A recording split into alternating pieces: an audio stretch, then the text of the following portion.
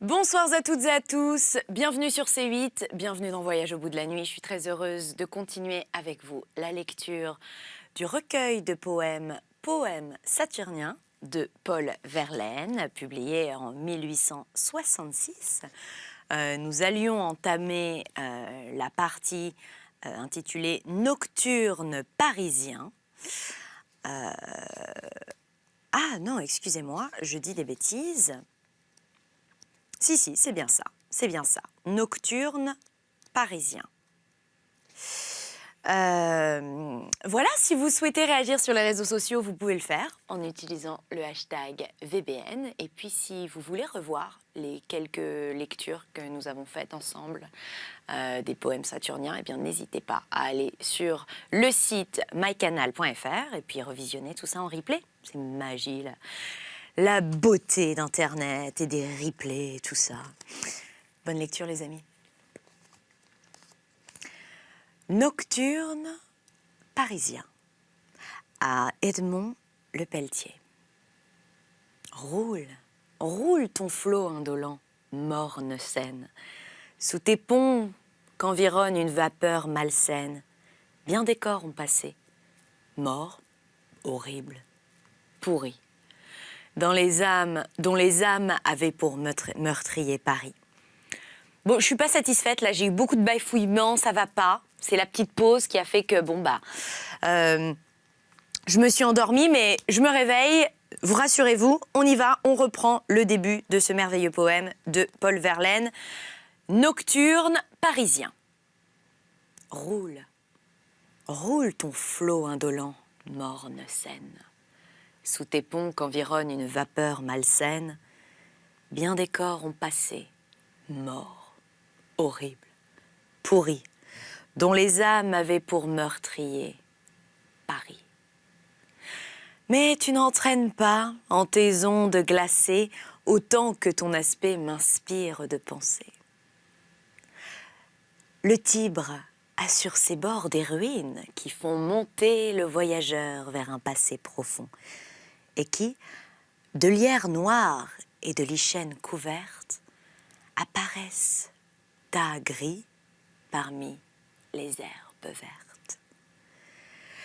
Le gai Guadalquivir rit aux blonds orangés et reflète les soirs des boléros légers. Le Pactole à son nord, le Bosphore à sa rive, où vient faire son Kiev l'odalisque lascive. Le Rhin est un burgrave, et c'est un troubadour que le Lignon, et c'est un ruffian que l'Adour. Le Nil au brun, le Nil au bruit plaintif de ses eaux endormies, berce de rêves doux le sommeil des momies. Le grand Meschassébé, fier de ses joncs sacrés, charrie augustement ses îlots mordorés. Et soudain, beau d'éclairs, de fracas et de faste, splendidement s'écroule en Niagara vaste. L'Érota, où l'essaim des cygnes familiers mêle sa grâce blanche au vert mat des lauriers, sous son ciel clair, querrait un vol de gypaèdes, rythmique et caressant, chante ainsi qu'un poète. Enfin, Ganga, parmi les hauts palmiers, tremblant, et les rouges padmas marchent à pas fiers et lents, en appareil royal, tandis qu'au loin la foule, le long des temples va hurlant, vivante houle, au claquement massif des cymbales de bois, et qu'accroupi filant ses notes de hautbois, du saut de l'antilope agile attendant l'heure, le tigre jaune au dos rayé s'étire et pleure. Toi, Seine, tu n'as rien. Deux quais, et voilà tout. Deux quais crasseux, semés de l'un à l'autre bout d'affreux bouquins moisis, et d'une foule insigne qui fait dans l'eau des ronds et qui pêche à la ligne. Oui, mais quand Oui, mais quand vient le soir, raréfiant enfin les passants alourdis de sommeil ou de faim, et que le couchant met au ciel des taches rouges, qu'il fait bon aux rêveurs de descendre de leur bouge, et s'accoudant au pont de la cité, devant Notre-Dame songer, cœur et cheveux au vent. Les nuages, chassés par la brise nocturne, courent, cuivreux et roux, dans l'azur taciturne. Sur la tête d'un roi du portail, le soleil, au moment de mourir, pose un baiser vermeil. L'hirondelle s'enfuit à l'approche de l'ombre, et l'on voit voleter la chauve-souris sombre. Tout bruit s'apaise autour, à peine un vague son dit que la ville est là, qui chante sa chanson, qui lèche ses tyrans et qui mord ses victimes. Et c'est l'aube des vols, des amours et des crimes. Et puis, tout à coup, ainsi qu'un ténor effaré, lançant dans l'air bruni son cri désespéré, son cri qui se lamente et se prolonge, et crie, éclate en quelques coins l'orgue de barbarie. Il brame un de ces airs, romance ou polka, qu'enfants nous tapotions sur nos harmonicas, et qui font lents et vifs, réjouissants ou tristes, vibrer l'âme aux proscrits, aux femmes, aux artistes. C'est écorché, c'est faux, c'est horrible, c'est dur, et donnerait la fièvre à Rossini, pour sûr. Ses rimes sont traînées, ses plaintes sont hachées. Sur une clé de sol impossible juchée, les notes ont un rythme et les dos sont des la, mais qu'importe, l'on pleure en entendant cela. Mais l'esprit, transporté dans le pays des rêves, sent à ces vieux accords couler en lui des sèves. La pitié monte au cœur et les larmes aux yeux. Et l'on voudrait pouvoir goûter la paix des cieux. Et dans une harmonie étrange et fantastique qui tient de la musique et tient de la plastique, l'âme, les inondants de lumière et de chant, mêle les sons de l'orgue aux rayons du couchant. Et puis l'orgue s'éloigne, et puis c'est le silence. Et la nuit terne arrive, et Vénus se balance. Sur une molle nue, au fond des cieux obscurs, on allume les becs de gaz, le long des murs, et l'astre et les flambeaux font des zigzags fantasques dans le fleuve plus noir que le velours des masques. Et le contempleur sur le haut garde-fou, par l'air et par les ans rouillés comme un vieux sou, se penche, en proie au vent néfaste de l'abîme. Pensée, espoir serein, ambition sublime. Tout, jusqu'au souvenir, tout s'envole, tout fuit, et l'on est seul avec Paris, l'onde et la nuit. Sinistre trinité, de l'ombre dure porte, Manet, Thecel, Pharès, des illusions mortes.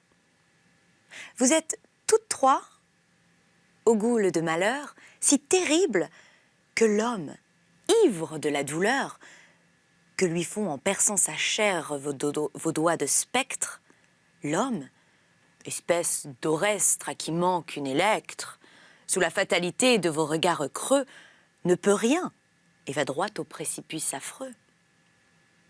Et vous êtes aussi toutes trois si jalouses, de tuer et d'offrir au grand ver des épouses, qu'on ne sait que choisir entre vos trois horreurs.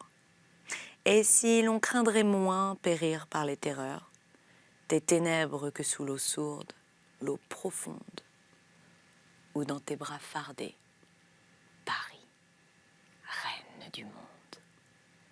Et tu coules toujours, saine, et tout en rampant, tu traînes dans Paris ton cours de vieux serpents boueux, emportant vers tes havres tes cargaisons de bois, de houille et de cadavres. Marco. Quand Marco passait, tous les jeunes hommes se penchaient pour voir ses yeux, des Sodomes où les feux d'amour brûlaient sans pitié.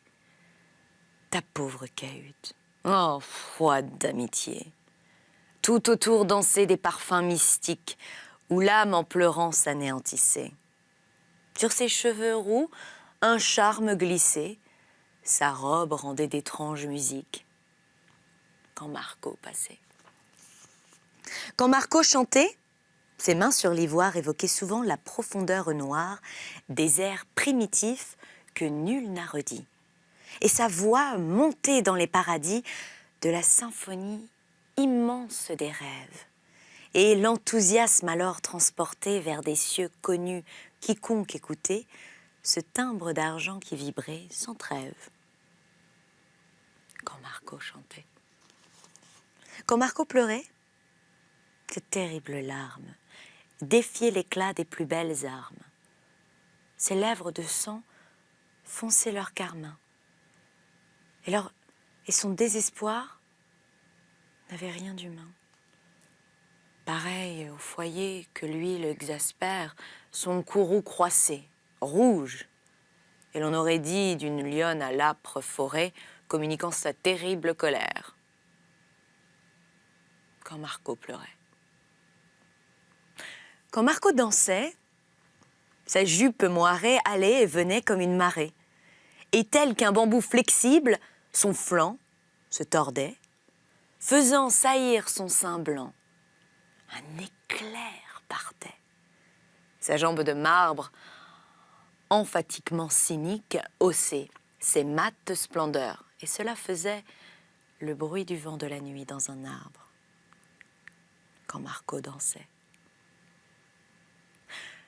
Quand Marco dormait, oh, quel parfum d'ambre et de chair mêlée opprimait la chambre. Sous les draps, la ligne exquise du dos ondulait. Et dans l'ombre des rideaux, la laine montait, rythmique et légère. Un sommeil heureux et calme fermait ses yeux, et ce doux mystère charmait les vagues objets parmi l'étagère. Quand Marco dormait. Mais quand elle aimait, des flots de luxure débordaient, ainsi que d'une blessure sort un sang vermeil qui fume et qui bout, de ce corps cruel que son crime absout. Le torrent rompait les digues de l'âme, noyait la pensée et bouleversait tout sur son passage, et rebondissait, souple et dévorant comme de la flamme. Et puis se glaçait.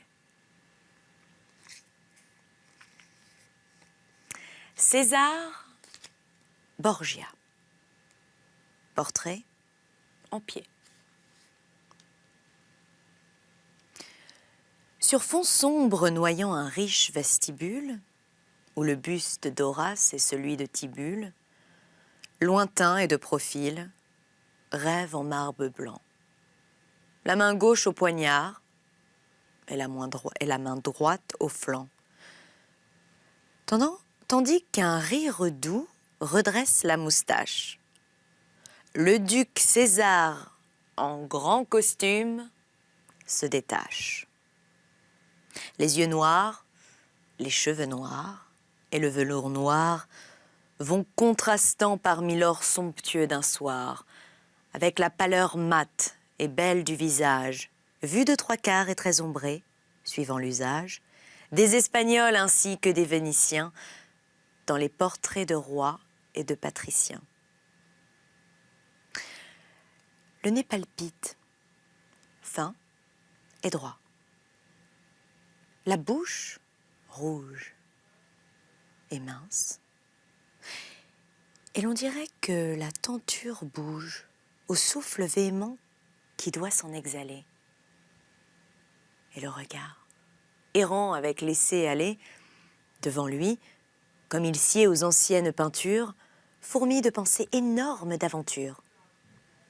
Et le front, large et pur, sillonné d'un grand pli, sans doute de projets formidables remplis, médite sous la toque où frissonne une plume, émise hors d'un nœud de rubis qui s'allume.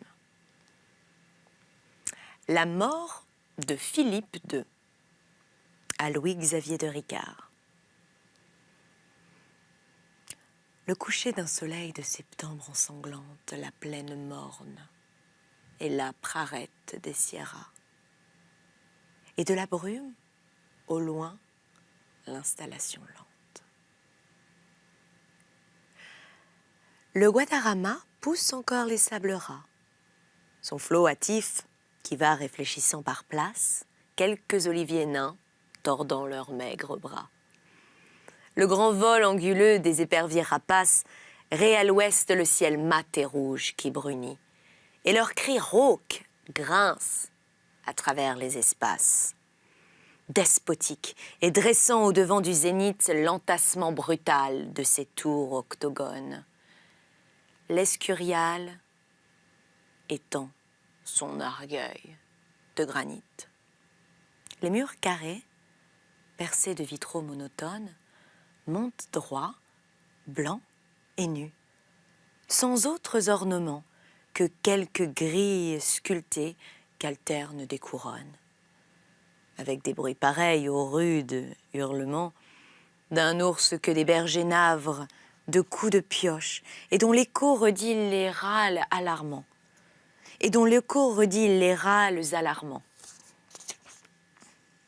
Torrent de cris roulant ses ondes sur les roches, et puis s'évaporant en des murmures longs. Sinistrement dans l'air du soir tintent les cloches. Par les cours du palais où l'ombre met ses plombs, circule, tortueux serpent hiératique, une procession de moines au front, au froc. Je reprends parce que j'ai pas lu le mot correctement. Par les cours du palais où l'ombre met ses plombs, circule, tortueux serpent hiératique, une procession de moines au froc blond, qui marchent un par un, suivant l'ordre ascétique, et qui, pieds nus, la corde au rein, un cierge en main, ululent d'une voix formidable un cantique. Qui donc ici se meurt? Pour qui sur le chemin cette paille épandue et ces croix l'ont voilée serait, selon le rituel catholique romain? La chambre est haute, vaste et sombre. Niellées, les portes d'acajou massif tournent sans bruit, leur serrure étant, comme leur gonds, huilée. Une vague rougeur plus triste que la nuit filtre arrêts indécis par les plis des tentures à travers les vitraux où le couchant reluit et fait papilloter sur les architectures, à l'angle des objets, dans l'ombre du plafond, ce halo singulier qu'on voit dans les peintures. Parmi le clair-obscur, transparent et profond, s'agitent effarés des hommes et des femmes, à pas furtifs, ainsi que les hyènes font. Riches, les vêtements des seigneurs et des dames, velours, panne, satin, soie, hermine et brocart, chantent l'eau.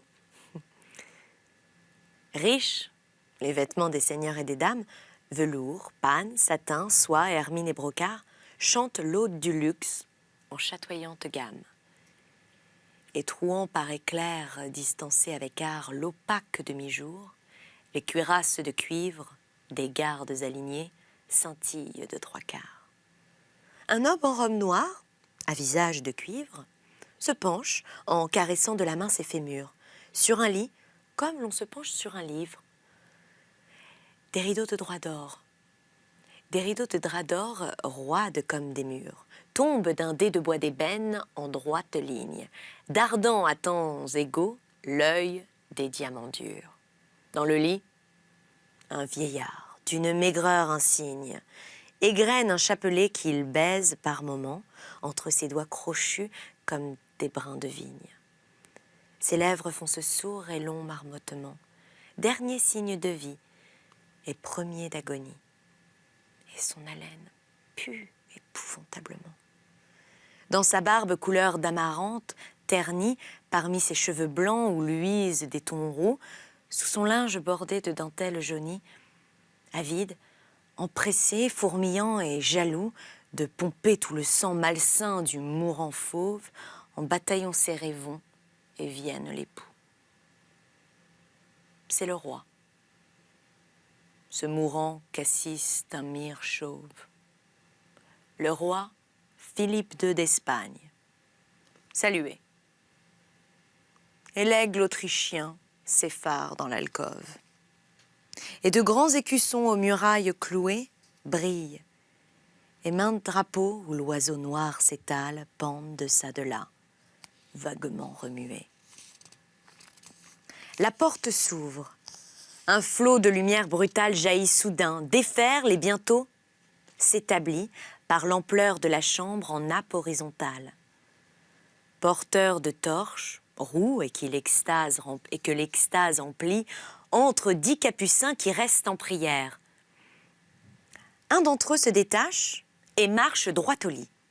Il est grand, jeune et maigre, et son pas est de pierre, et les élancements farouches de la foi rayonnent à travers les cils de ses paupières. Son pied ferme et pesant et lourd comme la loi sonne sur les tapis réguliers, emphatiques. Ses yeux baissés en terre, il marche droit au roi. Et tout sur son trajet dans un geste extatique s'agenouille, frappant 3 fois du poing leur sein, car il porte avec lui le sacré viatique. Du lit s'écarte avec respect le matassin, le médecin du corps, en pareilles occurrences. Le médecin du corps en pareille occurrence, devant céder la place, âme, à ton médecin.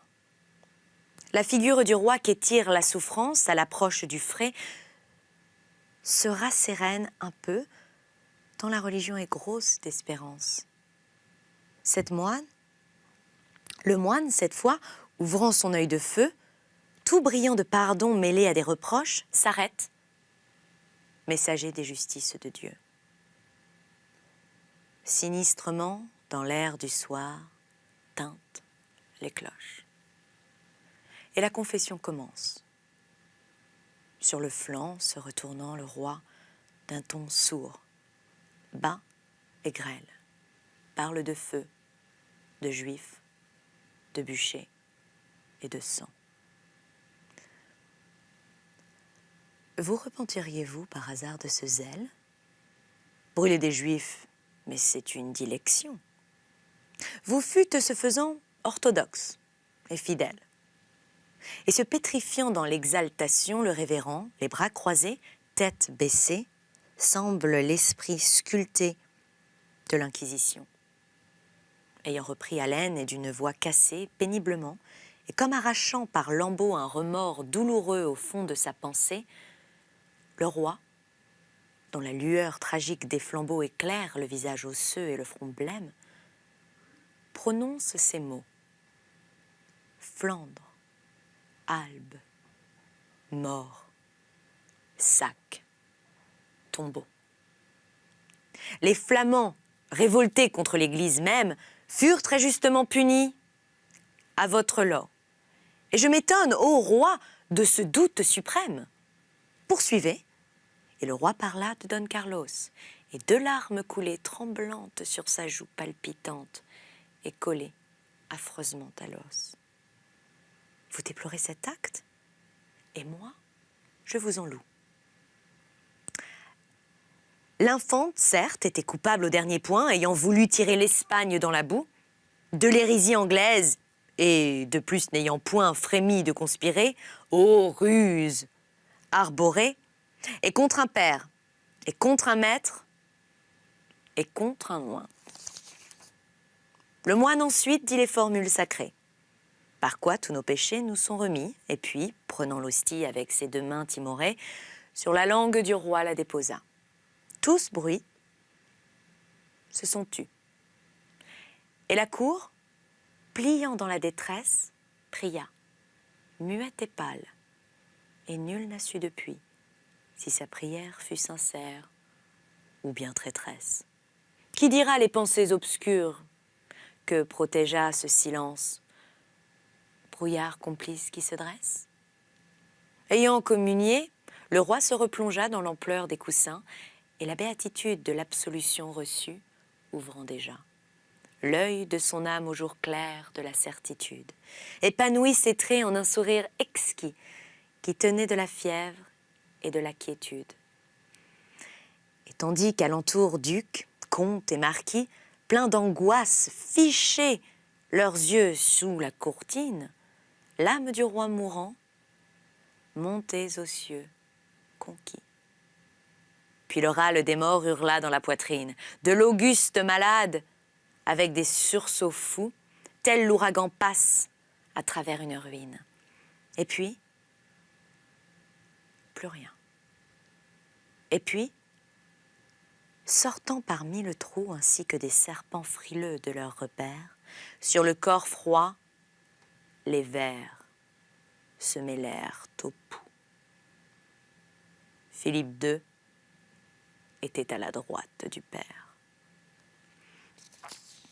Eh bien voilà, c'est la fin de notre lecture de cette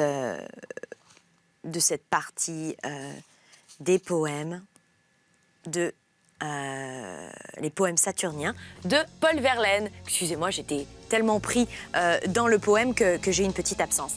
On se retrouve très vite pour la suite de cette lecture. Je vous embrasse très fort.